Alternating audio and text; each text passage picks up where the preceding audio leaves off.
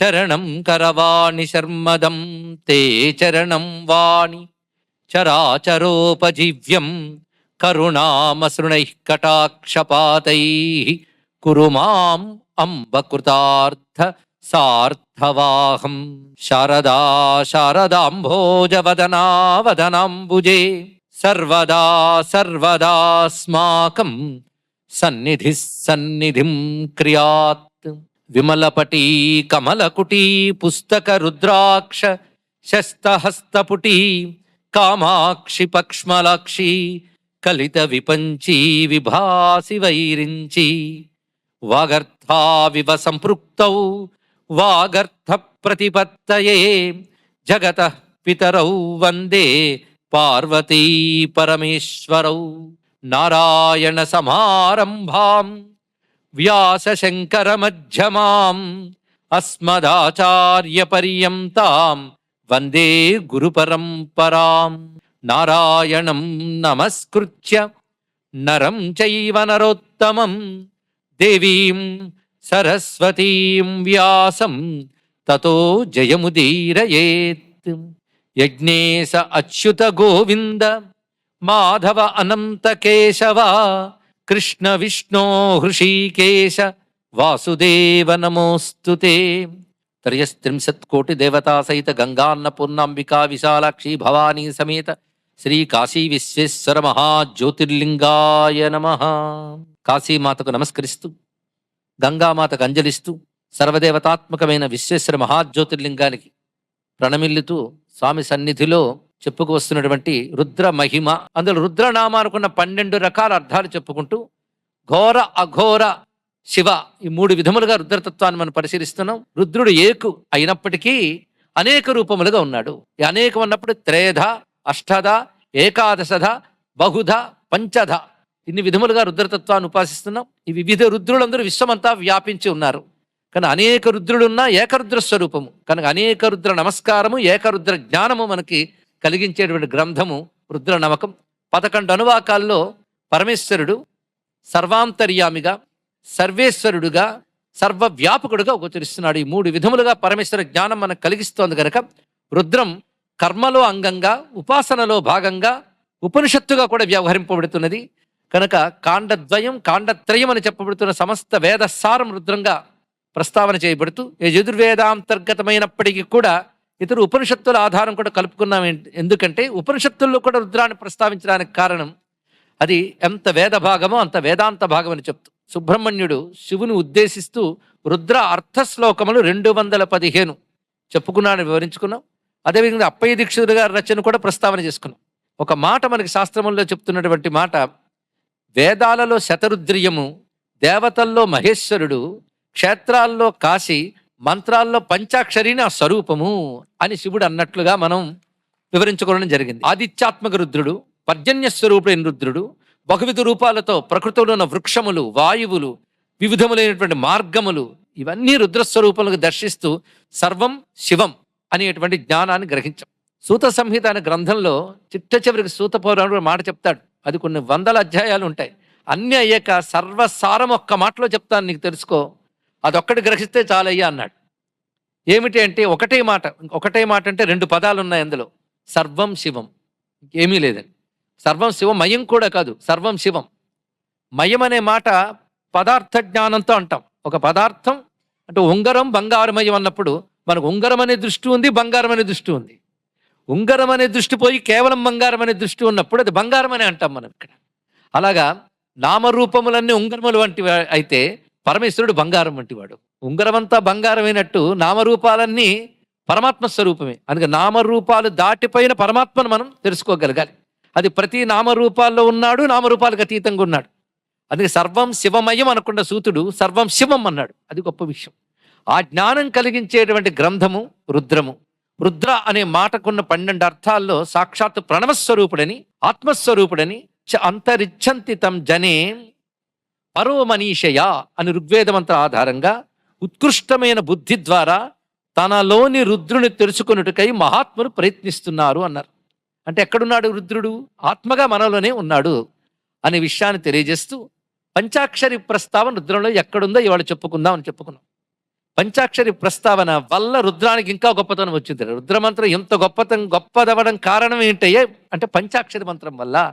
ఈ మాట వ్యాసుడు మరొక చోటు చెప్తున్నాడు. ఏష పంచాక్షరీ విద్య శతరుద్రీయ మధ్యగా పంచాక్షరే మహాదేవ సర్వదా సుప్రతిష్ఠిత. శతరుద్రీయ మధ్యగా, శతరుద్రీయ మధ్యంలో పంచాక్షరి ఉన్నదయ్యా. ఈ పంచాక్షరి వల్ల శతరుద్రీయం గొప్పదైంది. దీని గురించి చెప్తూ ఇంకో చోట విద్యాసు శృతిరుత్కృష్ట తత్రైకాదశిని శృతవు తత్ర పంచాక్షరి.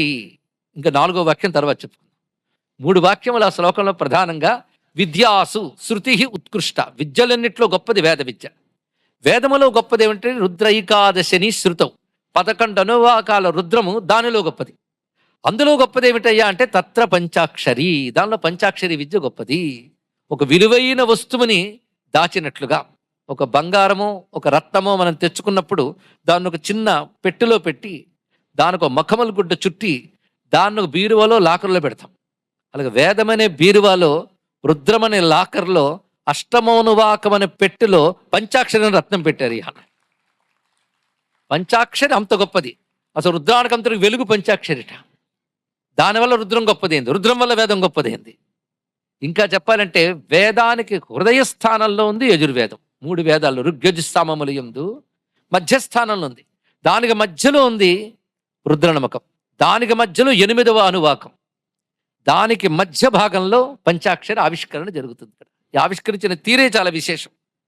అందుకే ఆ పంచాక్షరి నిన్న మనం శివశబ్దానికి అర్థం చెప్పుకున్నాం. ఎవడికి శివమక్కర్లేదు. శుభము, శాంతము, శుద్ధము, మంగళము, క్షేమము, మోక్షము ఇవన్నీ కలిపి ఒక్క మాటలో చెప్పాలంటే శివ. ఎవరైనా శివము కొరకై నమస్కరిస్తారు, శివునికై నమస్కరిస్తారు. అదే శివాయ నమః నమఃశివాయ అనేటువంటి మంత్రం. కనుకనే అది సర్వమంత్రముల సారం అనిపించుకోవడానికి అది కారణం. ఎవడికి శివం కావాలన్నా ఆ మంత్రం అది ఇస్తున్నది. ఒక్కొక్కరి దృష్టిలో ఒక్కొక్కరి శివం వారి బుద్ధి యొక్క పక్వస్థాయి బట్టి. లౌకిక శుభాల శివములు అనుకుంటారు చాలామంది, పారమార్థికమైన కైవల్యమే శివమని తెలుసుకుంటారు మహాత్ములు. ఉభయులకి కూడాను ఆ మంత్రమే దిక్కైనది. అందుకే పంచాక్షరికి సిద్ధ మంత్రము అని పేరు. స్వతసిద్ధంగా సిద్ధించే శక్తి దానికి ఉన్నది. అందుకు దానితో కూడినటువంటి రుద్రం ఒక్కటి చదివితే సర్వదేవతలు సంతోషిస్తారట. ఇది ఎలాంటిదంటే చెట్టునంతటికీ బలమిచ్చేలా చెయ్యాలి అంటే దాని మూలంలో ఎలా నీరు పోస్తామో ఒక్క శతరుద్రియాన్ని మనం పట్టుకుంటే సర్వదేవతల్ని సంతృప్తి పరచవచ్చు అంటూ వ్యాస భగవానుడి సూత సంహిత గ్రంథంలో చెప్తున్నాడు. వృక్షస్య మూలసేకేన శాఖా పుష్యంతి వయ్యథ శివే రుద్రజపాత్ ప్రీతే ప్రీతా ఏవ అన్యదేవతా. ఈ ఒక్క వాక్యానికి సంబంధించి మనకు ఉపనిషత్తు ఉందండి కృష్ణయజుర్వేదీయంలో. అది రేపటి రోజున పరిశీలిద్దాం. కానీ ఇందులో ప్రీతా అన్యదేవతా అనే మాట కేవలం రుద్రం జపించినంత మాత్రమే సర్వదేవతలు ప్రీతి చెందుతారు. అతో రుద్రజపాదేవ భుక్తిముక్తి ప్రసిద్ధిత సర్వోపనిషదాం సారో రుద్రాధ్యాయ ప్రకీర్తిత. సర్వ ఉపనిషత్తుల సారం రుద్రాధ్యాయం. అందుకే సంసార తారణ జ్ఞాన కామ శతరుద్రియం జపేత్తన్నారు. ఎవరైతే సంసారం అనే సముద్రం నుంచి దాటాలని కోరుకుతూ ఉంటారో వారు శతరుద్రియాన్ని జపించాలి అన్నారు. ఇందులో పంచాక్షరిని వారు ప్రవేశింపజేస్తూ అంటే పరిచయం చేస్తూ గొప్ప మంత్రం ఉన్నది. నమస్తారాయ అని మొదలుపెట్టి నమఃశంభవేచ మయోభవేచ నమఃశంకరాయచ మయస్కరాయచ నమఃశివాయచ శివతరాయచ. ఈ మధ్యలో ఉందండి నమఃశివాయ. ఎంత చక్కగా పొదిగి ఒదిగి ఉన్నది అక్కడ. ఇందులో 3 మహానామములు ఉన్నాయి శివునివి. శంభవే, శంకరాయ, శివాయ.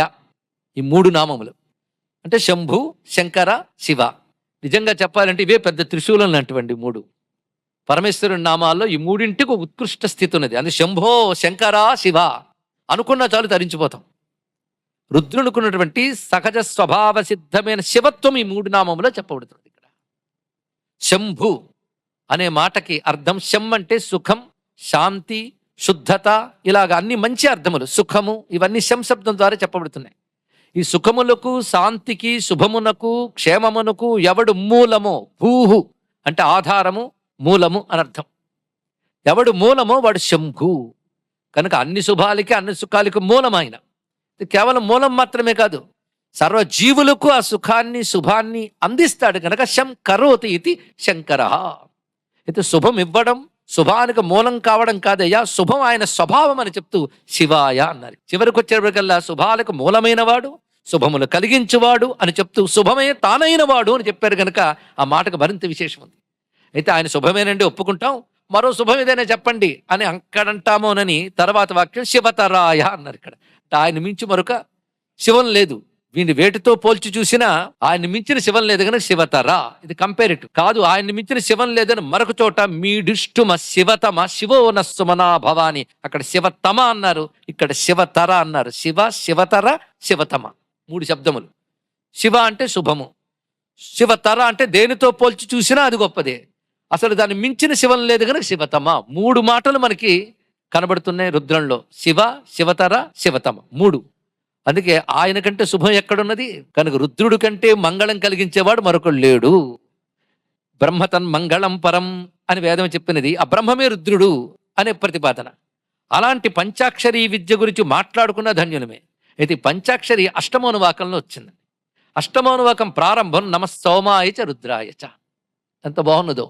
సోమ శబ్దానికి మన అర్థం వివరంగా చెప్పుకున్నాం. అలా రుద్రాయ అగ్నిమూర్తయే నమః అన్నారు గనక రుద్రుడికి అగ్ని అని ఒక అర్థం ఉన్నది. దాని ముందు సోమ ఉంది. సోమ అగ్ని కలిపితే అగ్ని సోమాత్మకం జగత్. ఈ జగత్తంతా అగ్ని సోమాత్మకము అనే మాట అక్కడ గోచరింపజేస్తున్నాడు. పైగా ఈ అనువాకానికి ఎక్కువ ప్రాధాన్యం ఉన్నది. అందుకే అభిషేకం చేస్తూ ఉండగా అష్టమోనువాకం వచ్చినప్పుడు మాత్రము గంట మోగించి హర హర హర హర అని ప్రత్యేకంగా చేస్తారు.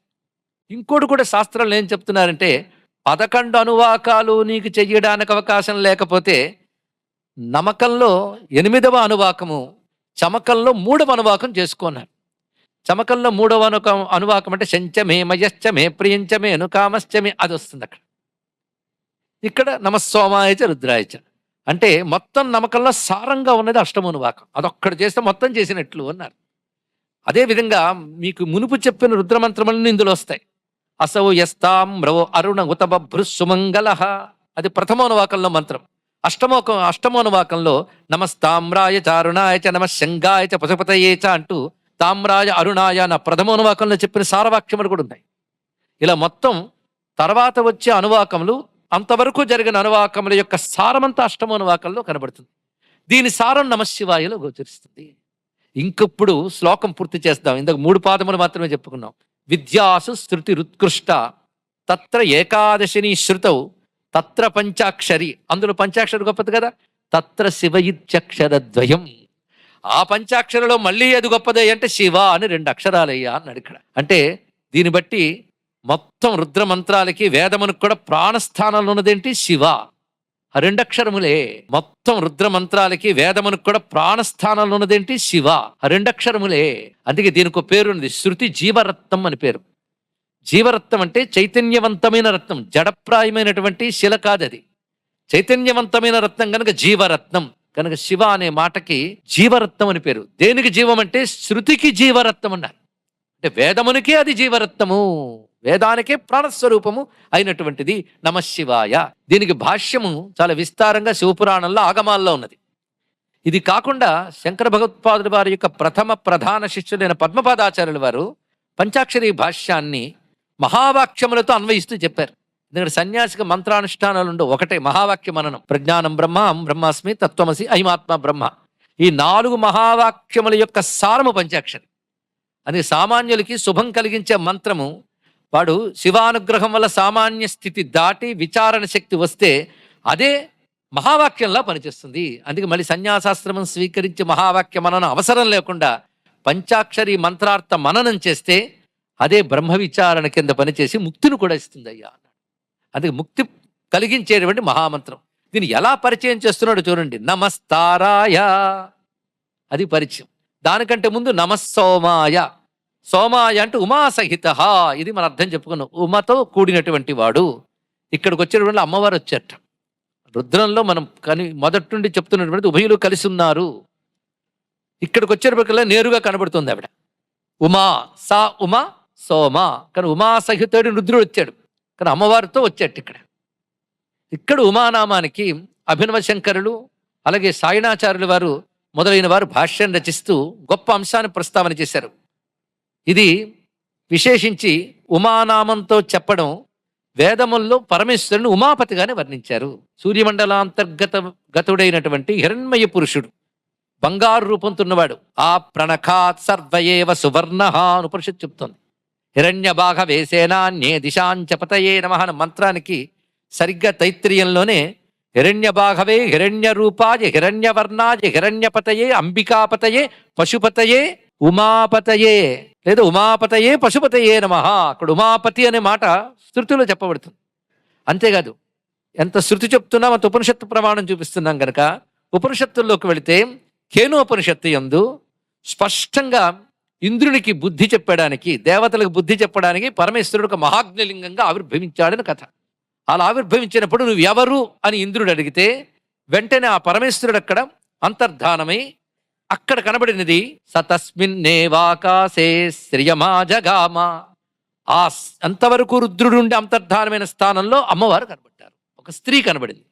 అమ్మా నువ్వెవరు అంటే ఆవిడ గురించి చెప్తూ ఉపనిషత్ చెప్తున్న మాట బహుశోభమాన ఉమా ఐమవతి తాం హోవాచ అన్నారు. ఇక్కడ బహుశోభమాన ఉమా హైమవతి. హైమవతి అంటే హిమపర్వత రాజపుత్రి.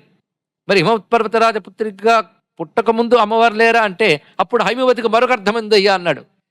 హేమ సంబంధమైన వర్ణము కలిగినది హిరణ్యవర్ణం అని చెప్పినట్లుగా ఆ తేజస్సుతో ఉన్నదని అర్థం కూడా చెప్పుకోవచ్చు.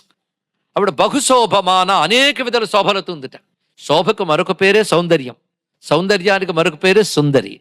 అదే ఏ తల్లి సౌందర్యలహరిగా విశ్వమంతా బహుశోభమానగా ఉన్నదో ఆ తల్లికి వేదమిచ్చిన పేరేమిటి? ఉమా. అది దాని యొక్క గొప్పతనం అండి.